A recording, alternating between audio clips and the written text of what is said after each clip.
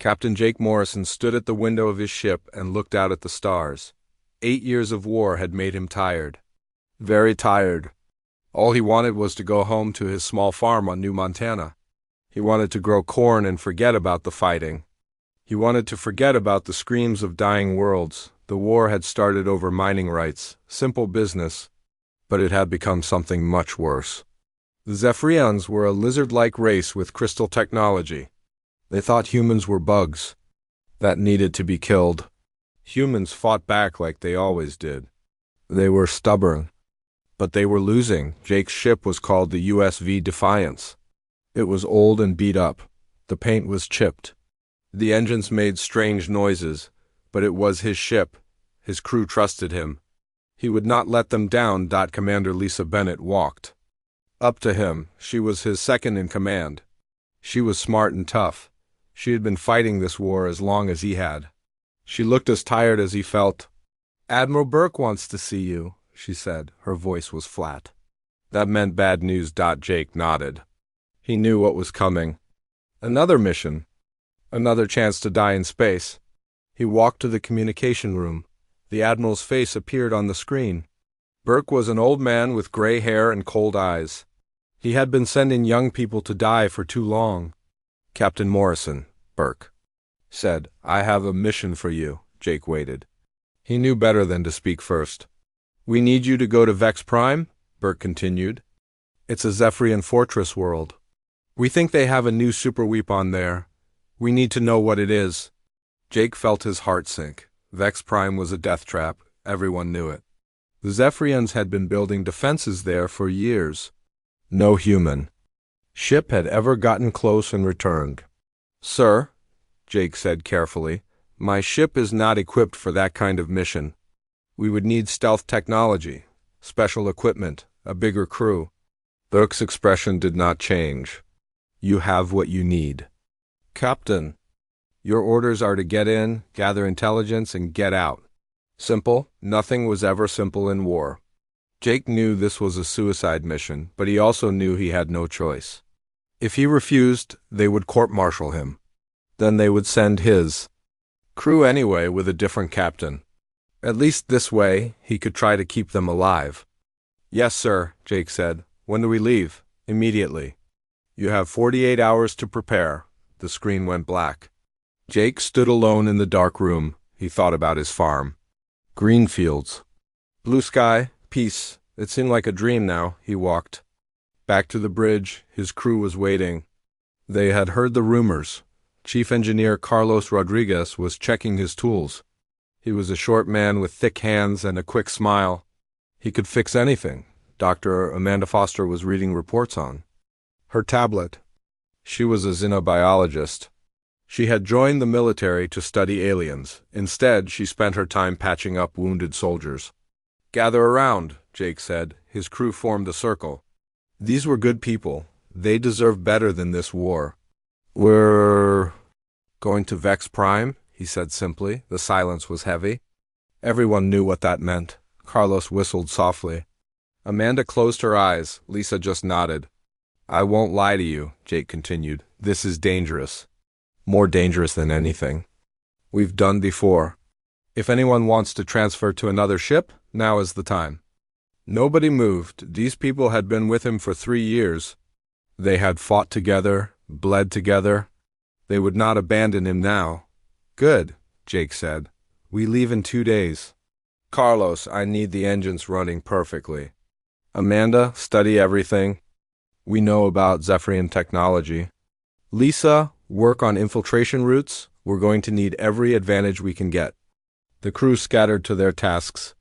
Jake remained on the bridge. He looked out at the stars again.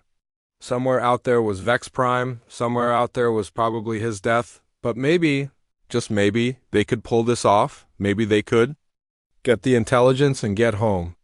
Maybe he could still see his farm again. That night, Jake sat in his quarters and wrote letters. One for each member of his crew's family, just in case. He had done this before every dangerous mission. Most of the time, he threw the letters away afterward. This time felt different. He wrote about how brave their sons and daughters were, how they fought for something bigger than themselves. how they never gave up, even when things looked hopeless. He wrote about honor and duty and sacrifice, but he did not write about the nightmares. He did not write about the friends who had died screaming. He did not write about how the war had changed them all. Some things were too dark to put on paper. 2 days later, the Defiance left the human fleet. Jake watched their home ships disappear behind them. Soon, they were alone in the vast darkness of space. Ahead of them lay the Zephyrian fortress world. Jake had been a soldier for 20 years. He had seen every kind of battle. He had fought on planets and in space. He had won victories and survived defeats. But he had never felt fear like this. Vex Prime was not just a fortress. It was a mystery. Human intelligence knew almost nothing about it. The Zephyrians had built it in secret. They guarded it with their best ships and their deadliest weapons. What were they hiding there? As the Defiance flew through hyperspace toward the fortress world, Jake made a decision. He would get his crew home alive. Whatever was waiting for them at Vex Prime, he would face it. He would do his duty. But he would not let his people die for nothing. The war had taken enough from him. It had taken his friends, his youth, his dreams of peace. But it would not take his crew. Not if he could help it. The stars streamed past the window like tears. Jake Morrison, the reluctant soldier, flew toward his destiny. He did not know that he was about to discover something that would change everything. He did not know that his search for peace would lead him to power beyond imagination. All he knew was that he was tired of war, and he was ready to do whatever it took to end it. The first thing Jake noticed about Vex Prime was that it hurt to look at. The fortress world hung in space like a massive crystal tumor. Its surface was covered with structures that seemed to twist and bend in ways that made no sense. Spires reached up from the planet's surface, but they curved through space in impossible directions. Some seemed to exist in several places at once. "My God," Amanda whispered. She was staring at her instruments. "Captain, the readings don't make sense. The energy signatures are off the charts, and the structures they're growing." Jake looked. At the main screen, she was right. The crystalline buildings were slowly changing shape. They pulsed with a rhythm like a heartbeat. This was not just a fortress. It was something alive. "How do we get past those defenses?" Lisa asked. The space around Vex Prime was filled with weapon platforms. Energy shields flickered between them like a deadly web. Any ship that got too close would be vaporized instantly. "We use this," Jake said. He pointed to a small shuttle in their cargo bay. "We captured it from a Zephyrian patrol last month." "Carlos, can you make it work?" Carlos grinned. "I can make anything work, Captain, but I don't know how long it will fool them." "It only needs to work long enough to get us to the surface," Jake replied. "We go in fast and quiet. Small team.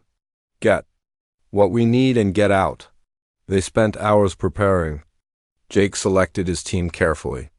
Lisa would come for her tactical skills. Carlos would handle any technical problems. Amanda would study the alien technology. Sergeant Danny Cole would handle explosives if they needed to fight their way out. Danny was young and joked too much, but he was good at his job. The captured shuttle was small and cramped. Jake piloted it toward the fortress world while his team checked their equipment.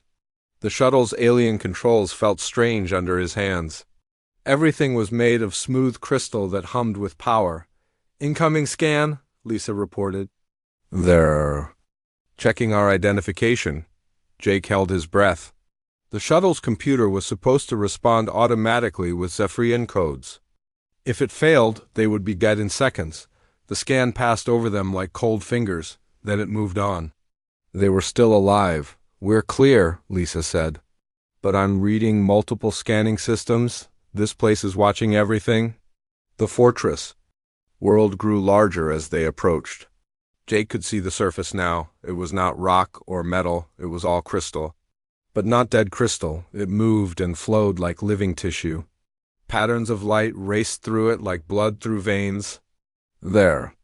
Amanda pointed to a landing platform. "That looks like a maintenance area. Less security." Jake guided the shuttle down. The platform was made of the same living crystal as everything else. When they landed, the surface actually adjusted to fit their shuttle. Like it was welcoming them, they put on their environment suits and stepped outside. The air was breathable, but Jake did not trust it. The fortress felt like it was watching them, waiting. "Which way?" Danny asked. His voice was tight with fear. Jake checked his scanner. "The main structure is that way. Stay close, stay quiet. If we get separated, remember? The rendezvous point." They moved through corridors that changed shape as they walked. The walls pulsed with that same heartbeat rhythm. Sometimes Jake caught glimpses of movement in the crystal surfaces, shadows that seemed to be watching them. "Captain," Amanda whispered, "I'm getting some very strange readings. This place isn't just alive, it's intelligent, it's thinking." Before Jake could respond, the corridor ahead of them began to change. The walls flowed together, blocking their path. Behind them, another wall formed. They were trapped. "So much for stealth," Carlos muttered. Crystal creatures emerged from the walls. They looked like walking statues made of living glass.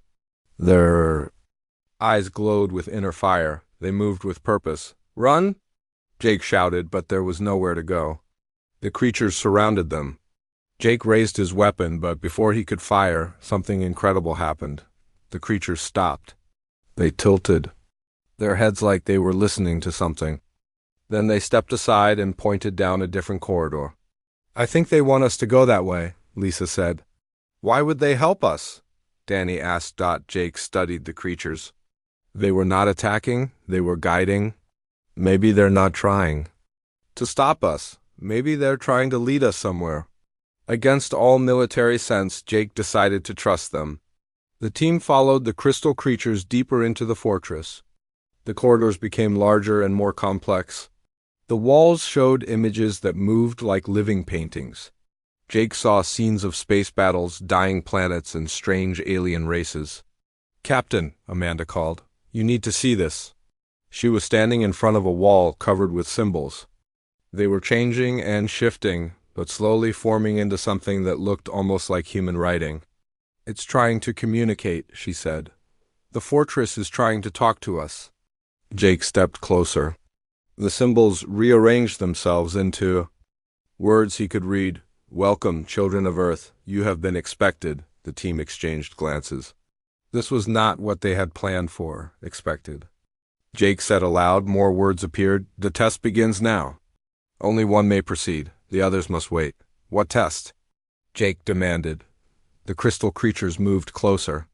They did not threaten, but their message was clear. Jake had to go alone. "Captain, I don't like this," Lisa said. "It could be a trap." "Everything about this mission is a trap," Jake replied. "But we came here for information. Maybe this is how we get it." He looked at his team. These people had followed him across the galaxy. They trusted him with their lives. Now he had to trust something alien and unknown. "Wait here," he ordered. "If I'm not back in 2 hours, get to the shuttle and leave." "We won't leave without you," Lisa said firmly. Jake smiled sadly. "That's an order, Commander. Get the crew home safe." The crystal creatures led him away from his team. The corridors became even stranger. Gravity seemed to flow in different directions. Time moved at different speeds. Jake felt like he was walking through a dream. Finally, they reached a massive chamber. It was perfectly spherical, with floating platforms of crystal arranged in impossible patterns. At the center was something that made Jake's mind reel. It was like a tree made of pure energy, with branches that reached into dimensions he could not see. "The Nexus," a voice said inside his head. It was not his voice. It was ancient and vast and tired. "You have come far, human. But the journey is just beginning." Jake realized he was no longer just a soldier on a mission. He was something else now. A participant in something much larger than the war between humans and Zephyrians. "Who are you?" he asked. "We are the architects," the voice replied. "We built this place. We have been waiting for you." The chamber began to change around him. The platforms moved in complex patterns. The energy tree pulsed with new light. Jake felt something calling to him from the center of it all. He took a step forward, then another. Each step felt like walking into his own future. A future he could not yet imagine. Behind him, his team waited in the corridor. They could not know that their captain was about to discover the secret that would change everything. They could not know that the man who had wanted nothing more than peace was about to become something far greater and far more terrible than any of them could imagine. The test was about to begin.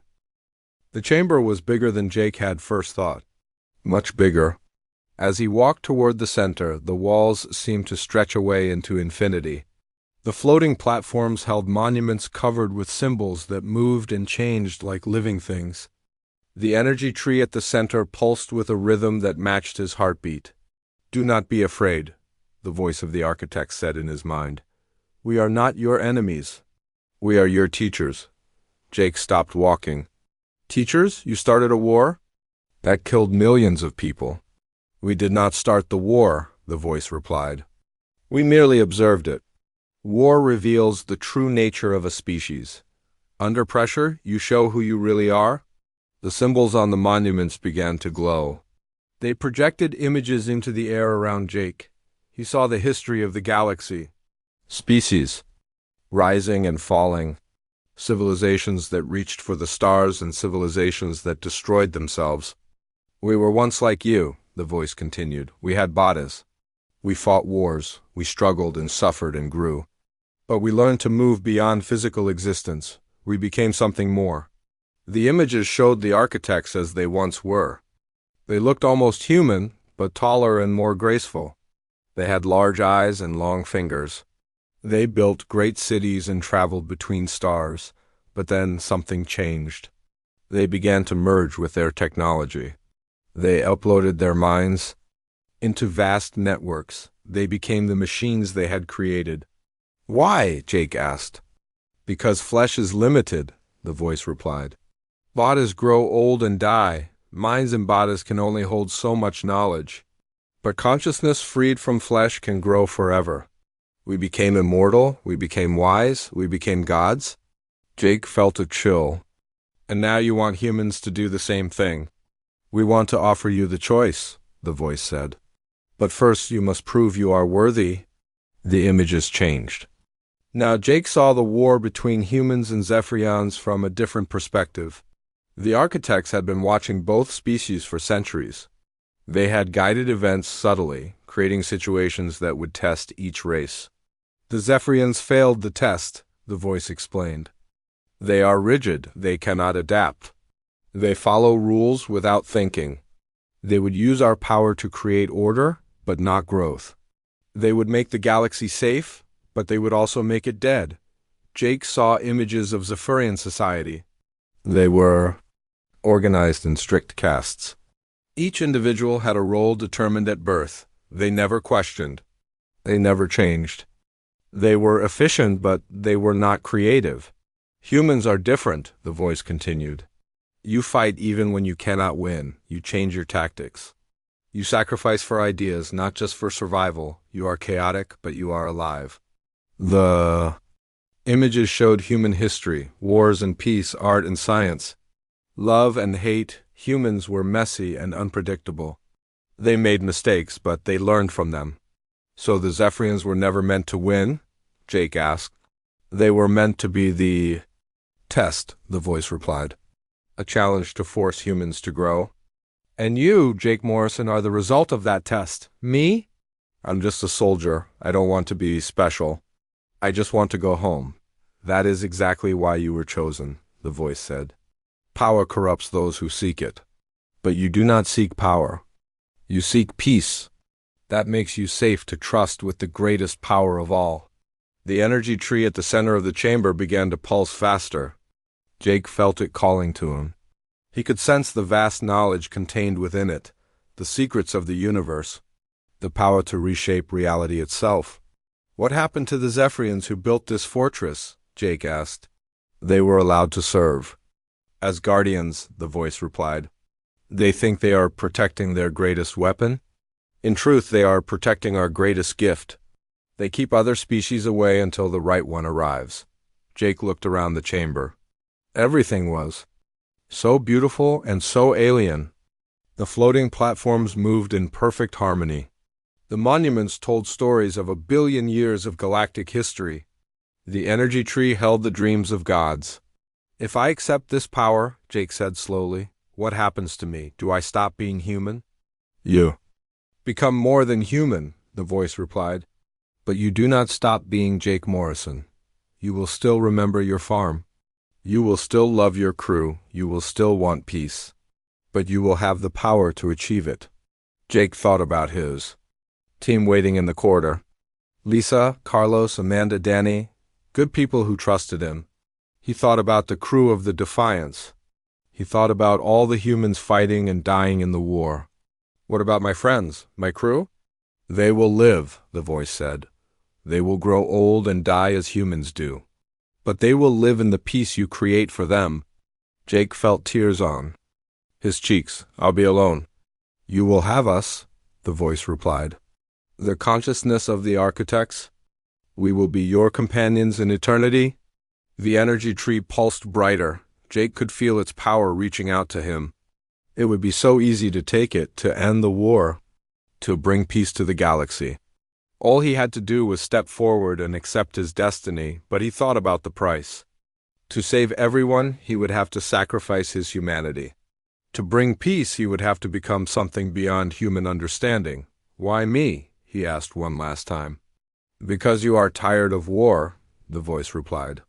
"Because you want to go home. Because you care more about others than yourself. Because you are reluctant to take power. These qualities make you worthy of it." Jake looked at the energy tree. It was beautiful and terrible. It held the power to reshape the universe. But it also held the power to destroy everything he loved about being human. He thought about his farm on New Montana. Green fields under a blue sky, simple work, simple pleasures. A life without the weight of cosmic responsibility. Then he thought about the war, ships burning in space, planets turned to ash, soldiers dying far from home, children growing up without parents, a universe trapped in endless conflict. "If I do this," Jake said, "if I accept this power, will the fighting really stop?" "The fighting will stop," the voice assured him, "but your struggle will just begin. Power is not a gift, Jake Morrison. It is a burden. Are you strong enough to carry it?" Jake closed his eyes. He thought about all the people counting on him, his crew, his species, all the innocent beings caught in the war. He thought about the choice between his personal happiness and the greater good. When he opened his eyes, his decision was made. "I accept," he said. The energy tree exploded with light. The chamber filled with power that made the air itself sing. Jake felt the architect's knowledge rushing into his mind. Millions of years of wisdom, the secrets of space and time, the power to create and destroy. His body began to change. His consciousness expanded beyond human limits. He could perceive dimensions that had no names. He could sense the thoughts of every living being in the galaxy. He could feel the flow of time itself. Jake Morrison, the reluctant soldier who just wanted to go home, ceased to exist. In his place stood something far greater and far more lonely. He had become what the architects wanted him to become. He had become a god, and gods, he was learning, were the loneliest beings in the universe. The transformation hit Jake like lightning and fire combined. Every cell in his body screamed as it changed. His bones became stronger than steel. His blood turned to liquid energy. His brain expanded to hold knowledge that would have driven a normal human insane. But the worst part was not the physical pain. It was the moment when his human limitations fell away and he could suddenly see everything. Every star in the galaxy. Every planet, every living creature. All at once. The universe crashed into his mind like a tsunami of light and sound and meaning. He could see his team in the corridor outside the chamber. Lisa was checking her watch. Carlos was tapping his foot nervously. Amanda was studying her instruments. Danny was making jokes to hide his fear. They seemed so small now, so fragile, so beautifully human. "Captain," Lisa called through her radio. "Are you all right in there?" Jake tried to answer, but his voice came out as pure energy. It made the walls of the fortress ring like bells. He took a deep breath and forced himself to remember how to speak with a human voice. "I'm here," he said. But even those simple words carried power that made the air shimmer. He could feel his consciousness expanding beyond the fortress, beyond the planet, beyond the solar system. He was connected to everything now, every human ship in the war zone, every Zephyrian vessel, every star and planet and empty space between them, and he could feel the war, ships fighting and dying, soldiers screaming, families mourning, the pain and fear and anger of an entire galaxy caught in conflict. It was overwhelming. It was breaking his heart, but now he had the power to stop it. Jake reached out with his mind. He touched every human commander in the fleet. Admiral Burke on his flagship, Captain Williams on the heavy cruiser, Lieutenant Johnson on the scout ship, all of them. At the same time, he spoke to them directly, mind to mind, bypassing their radios and their ears. His thoughts appeared in their heads like words of fire. "This is Captain Jake Morrison," he said. "I am speaking to you from the Zephyrian fortress. The war is over. Stand down your weapons." The response was immediate chaos. Some commanders thought they were being attacked by a new alien weapon. Others believed they were going insane. Admiral Burke demanded to know what was happening. Jake realized he needed to show them, not just tell them. He projected images into their minds, the truth about the architects, the test that had shaped the war, the choice he had made to save them all. "My God," Admiral Burke whispered. "Morrison, what have you become?" "Something more than human," Jake replied. "Something that can end this war." But even as he spoke to the human fleet, Jake could sense the Zephyrian response. Their commanders were panicking. They could feel his power reaching across space like a hand closing around their ships. Some wanted to flee. Others wanted to attack while they still could. Jake made his first decision as a transcended being. He would not let either side make the situation worse. He reached out and gently took control of every weapon system in the war zone, human and Zephyrian alike. The guns fell silent. The missiles powered down. The energy cannons went cold. "What are you doing?" Admiral Burke demanded. "Preventing a massacre," Jake replied. "Give me time to explain." In the fortress chamber, Jake's body flickered between human form and patterns of pure energy. He was learning to exist in multiple dimensions at once. Part of him was still in the room with the architect's consciousness. Part of him was spread across the galaxy, touching every mind in the war zone. "Jake," the voice of the architect spoke in his mind, "you are learning quickly, but be careful. Power without wisdom is dangerous." "I understand," Jake replied. "But I can't let them destroy each other out of fear." He began to share his expanded awareness with the fleet commanders. Not enough to overwhelm them, but enough to help them understand. He showed them the truth about the Zephyrians. They were not evil. They were just different. They had been manipulated by the architects just like the humans. "The Zephyrians are afraid," Jake explained. "They have always been afraid. Their rigid society is built on fear of change. But fear can be overcome." Some of the human commanders began to understand. They had been fighting an enemy that was just as trapped as they were. The war had been a test for both sides, a way to force them to grow, but not everyone was ready to accept the truth. Colonel Harris, commanding a battle group near the outer edge of the system, refused to stand down. "This is alien trickery," he broadcast on all frequencies. "Morrison has been compromised. All ships prepare to attack the fortress." Jake felt a moment of terrible temptation. He could simply reach out and stop Harris. He could shut down his ship's systems. He could even reach into the man's mind and change his thoughts. It would be so easy, but that would make him no better than a tyrant. If he used his power to control people, he would lose the very humanity that made him worthy of the power in the first place. Instead, Jake made a different choice. He opened his mind completely to Harris. He shared not just images and thoughts, but emotions. Harris felt Jake's exhaustion with the war, his love for his crew, his desperate desire for peace, his fear of the power he now held. The connection lasted only a moment, but it was enough. Harris felt the truth of Jake's intentions. He understood that his former comrade was not a traitor or an alien puppet. He was a man who had sacrificed everything to save his people. "All ships stand down," Harris said quietly. "The captain is right. The war is over." But Jake's transformation was not complete. He could feel the Zephyrian fleet massing for a final attack.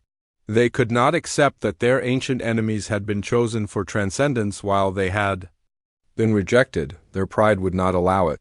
"They're going to attack," Jake told the architects. "I can feel their intention. They would rather die than accept defeat." "Then you must choose," the architects replied. "You can destroy them easily, or you can try to save them.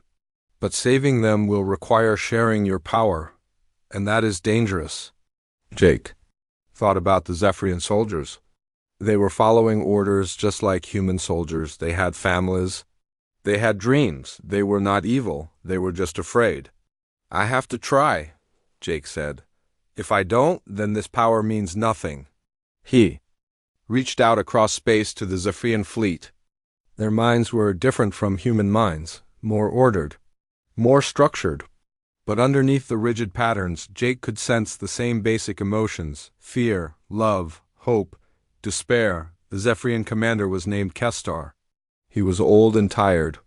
Much like Jake had been, he had lost 2 sons in the war. He had seen his people's colonies burned. He wanted the fighting to end, but he did not know how to stop. Jake spoke to him gently, mind to mind. "Commander Kestar, I am Captain Morrison. I know you are in pain. I know you want this war to end." Kestar's mental response was full of rage and fear. "You are the enemy. You have stolen power that belongs to us. We will not surrender." "I have not stolen anything," Jake replied. "I have been given a burden I did not want. Let me share it with you." Before Kestar could respond, Jake did something that surprised even the architects. He reached out and shared a small portion of his transcended awareness with the Zephyrian commander, just enough to let him see the truth. Kestar's mind filled with new understanding. He saw the war as the architects saw it. A test for both species, a way to force growth and change. He saw that his people had not been rejected, but simply found to be unready, and he saw that readiness could be learned. "Impossible," Kestar whispered. The architects said we had failed. "Failure is not permanent," Jake replied. "It is an opportunity to learn. Your people can still grow, still change, still become more than they are." For a moment, the Zephyrian commander was silent. Then Jake felt something he had never expected to feel from an enemy: gratitude. "Thank you," Kestar said, "for showing us we are not lost." The Zephyrian fleet powered down their weapons. The war was truly over, but Jake knew this was just the beginning. He had prevented one battle, but the galaxy was full of conflicts, full of species that needed guidance, full of problems that would require his intervention. He looked down at his hands. They flickered between flesh and energy. He was no longer fully human, but he was not yet fully transcended. He was caught between 2 worlds belonging to neither. "What happens now?" he asked the architects. "Now you begin your real work," they replied. "You must guide both species toward transcendence. You must help them grow beyond their limitations. You must prepare them for the next phase of their evolution." Jake felt the weight of eternity settling on his shoulders. He had wanted peace. Instead, he had found responsibility that would last forever. He had saved his people, but he had lost himself in the process. "Will I ever see my farm again?" he asked. "You will see it," the architects replied. "But you will see it as we see it, as one small part of an infinite universe, and you will understand that your duty is to all of it." Jake Morrison, the reluctant soldier, had become Jake Morrison, the reluctant god. And gods, he was learning, never got to go home. 1 year later, Jake stood in the same chamber where he had been transformed, but now he was not alone. The consciousness of the architects surrounded him like old friends. They had been his only companions as he learned to use his new abilities. The war was over. The peace treaty had been signed on a neutral world. Humans and Zephyrians were working together to rebuild what had been destroyed. Trade routes were opening. Children were being born who would never know the fear of war, but Jake paid a price for every day of peace. He could no longer sleep. His expanded consciousness never rested. He was always aware of every human ship, every Zephyrian colony, every potential problem that might threaten the peace. He felt like a shepherd watching over two flocks of children he could no longer eat. Normal food? His body ran on pure energy now. He could still taste and smell, but physical pleasure felt distant and unimportant. He missed the simple joy of a good meal with friends. Worst of all, he could no longer truly connect with other humans. When he looked at them, he saw too much. He saw their fears and hopes and dreams. He saw the patterns of their lives stretching out into the future. He saw them as they truly were, and it broke his heart. "Captain," Lisa's voice came through the communication system. She was commanding the Defiance now. Jake had recommended her for promotion before he disappeared into the fortress. "The peace delegation is ready to return to Earth. They want to thank you again." Jake smiled sadly. The peace delegation had been trying to honor him for months. They wanted to give him medals and parades. They wanted to make him a hero. They did not understand that heroes were supposed to be able to come home. "Tell them I'm grateful," Jake replied. "But I have work to do here." "Captain," Lisa said softly, "when are you coming home?" Jake closed his eyes. How could he explain that he was home? That the fortress was his home now? That he belonged to the galaxy, not to any single world? "I'm not sure," he said. "Take care of the crew for me." The communication ended. Jake felt the familiar ache of loneliness. He missed his friends. He missed being human. But every time he considered abandoning his post, he remembered what would happen if he did. Without his guidance, humans and Zephyrians would eventually return to their old ways. Humans would expand aggressively. Zephyrians would resist change. Other alien species would see weakness and attack. The galaxy would descend into chaos again. "You are learning the hardest lesson of all," the architect said in his mind. "Power means responsibility, and responsibility means sacrifice." "Did you feel this way?" Jake asked. "When you first transcended, did you miss being mortal?" "For centuries," they replied. "We mourned our lost humanity. We grieved for the simple pleasures we could no longer enjoy. But eventually we found new purpose, new meaning. You will too." Jake walked to the edge of the chamber and looked out at the stars. His enhanced vision could see across the galaxy. He could watch human colonies growing on distant worlds. He could see Zephyrian cities rebuilding after the war. He could sense the first stirrings of cooperation between the two species, but he could also see new threats. In the Outer Rim, a species called the Devourers was consuming entire star systems. In the galactic core, an ancient machine civilization was awakening after millions of years of sleep. On 1,000 worlds, smaller conflicts were brewing. Each threat would require his attention. Each crisis would need his intervention. He was becoming the galaxy's guardian, whether he wanted to be or not. "Captain Morrison," a new voice spoke in his mind. It was Commander Kestar, the Zephyrian officer he had touched during the final battle. "We need your guidance." Jake focused his attention on the Zephyrian fleet. They were facing a difficult decision. A human colony ship had suffered engine failure near a Zephyrian system. The colonists needed help, but Zephyrian law forbade contact with other species. "What do you think you should do?" Jake asked. "The law says we should ignore them," Kestar replied. "But you showed me that laws can be changed. That growth requires risk." "Then you already know the answer," Jake said. "Trust your instincts." Within hours, Zephyrian rescue ships were heading toward the disabled colony vessel. It was a small step, but it was progress. Both species were learning to see each other as people instead of enemies. Jake felt a moment of satisfaction. This was why he had accepted the transformation. This was why he had sacrificed his humanity. To create moments like this. To build a future where different species could work together. Instead of destroying each other, but satisfaction was followed quickly by exhaustion.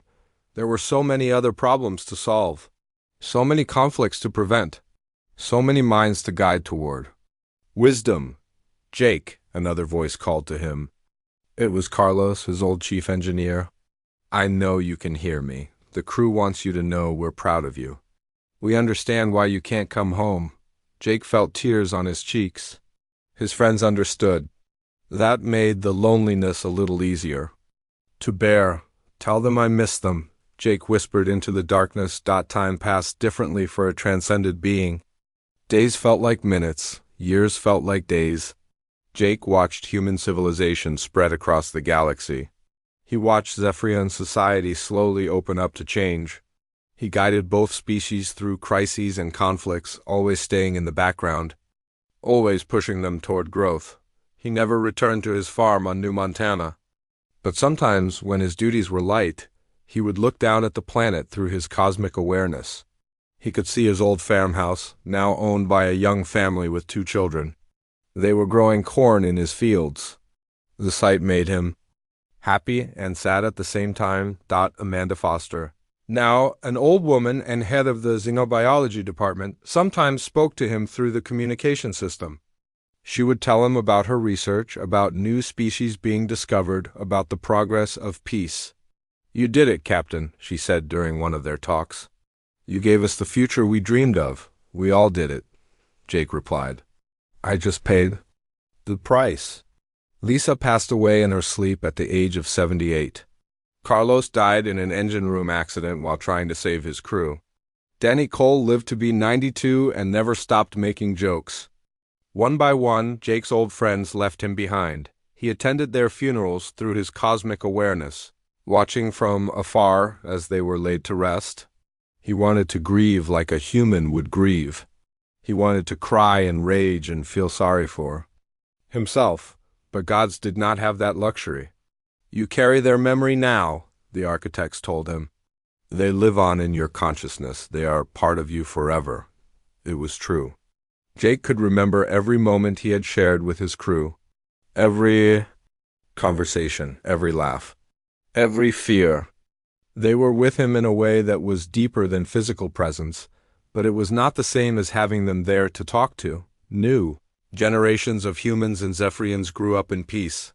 They took cooperation for granted. They thought of war as something that happened in ancient history. They did not know about the lonely god in the crystal fortress who watched over them. Every day, Jake began training new guardians. Humans and Zephyrians who showed the wisdom and compassion needed to guide their people. He could not transcend them as the architects had transcended him, but he could teach them. He could prepare them to carry on his work. Why don't you create more like yourself? The architects asked. You have the power. Because one of me is enough, Jake replied. The galaxy doesn't need gods. It needs people who can grow into something better. 100 years passed, then 200. Jake watched species rise and fall. He prevented wars and guided peace treaties. He helped civilizations take their first steps toward transcendence. He became a legend, then a myth, then a half-remembered story, and still he stood guard in the crystal fortress, alone except for the voices of the architects and the memories of his lost friends. Sometimes, when the galaxy was quiet and peaceful, Jake would think about the choice he had made.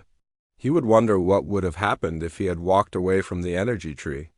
If he had chosen his own happiness over the greater good, but then he would look out at the stars and see the peace he had helped create. Children playing in gardens that would never know war. Ships traveling safely between worlds that had once been enemies. Species working together to build something greater than any of them could achieve alone, and Jake Morrison, the reluctant soldier who had become a reluctant god, would know that his sacrifice had been worth it, even if it had cost him everything he had ever wanted, even if it would cost him everything for all eternity. The price of godhood was loneliness. But the reward was a galaxy at peace. And for Jake Morrison, that was enough.